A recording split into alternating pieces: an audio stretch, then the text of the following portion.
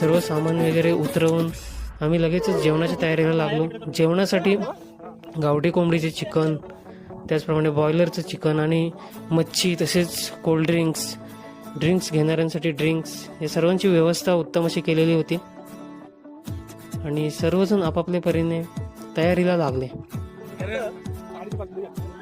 तुम्ही पाहू शकता सुंदर असं फ्राईड चिकन बनवताना काही मित्रमंडळी दिसत आहेत.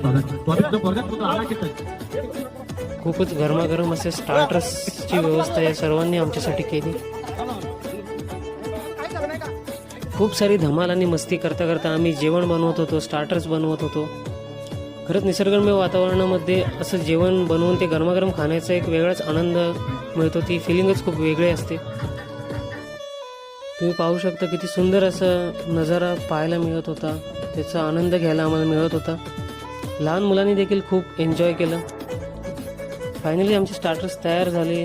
त्यानंतर आम्ही गरमागरम स्टार्टर्सचा खूप सारा आनंद घेतला. सगळ्यांनी खूप गप्पा मारल्या, स्टार्टर्स खाल्ले.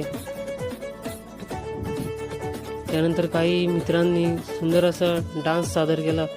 महेश दादाने आपली एक उत्तम कला सादर करून दाखवली, त्याचा देखील आम्ही खूप आनंद घेतला. खरंच मनमुराद असा डान्स त्याने केला.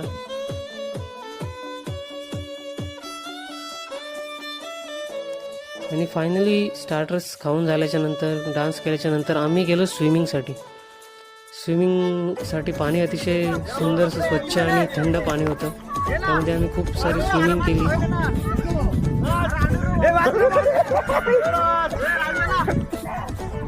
स्विमिंग केल्याच्या नंतर आम्ही काही फोटोज काढले.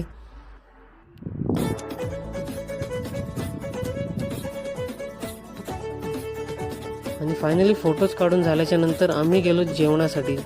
जेवणामध्ये मेनू होता गावठी कोंबडीचं चिकन आणि भाकरी. त्याचा खूप सारा आनंद आम्ही सर्वांनी घेतला. जेवणाची उत्तम अशी सोय अविनाश दादा आणि त्याच्या मित्रांनी केली होती. त्याच्या सर्वांनी त्यासाठी हातभार लावला होता. खूप सुंदर असं जेवण झालं होतं आणि मस्त मन भरून जेवल्याच्या नंतर फायनली स्वप्नील सरांनी सगळ्यांचे आभार मानले.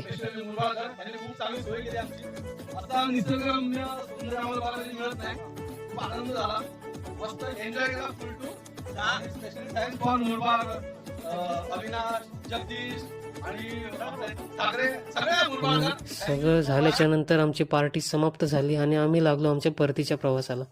तर तुम्हाला आमची ही वन डे पिकनिक कशी वाटली कमेंट करून नक्की सांगा. धन्यवाद.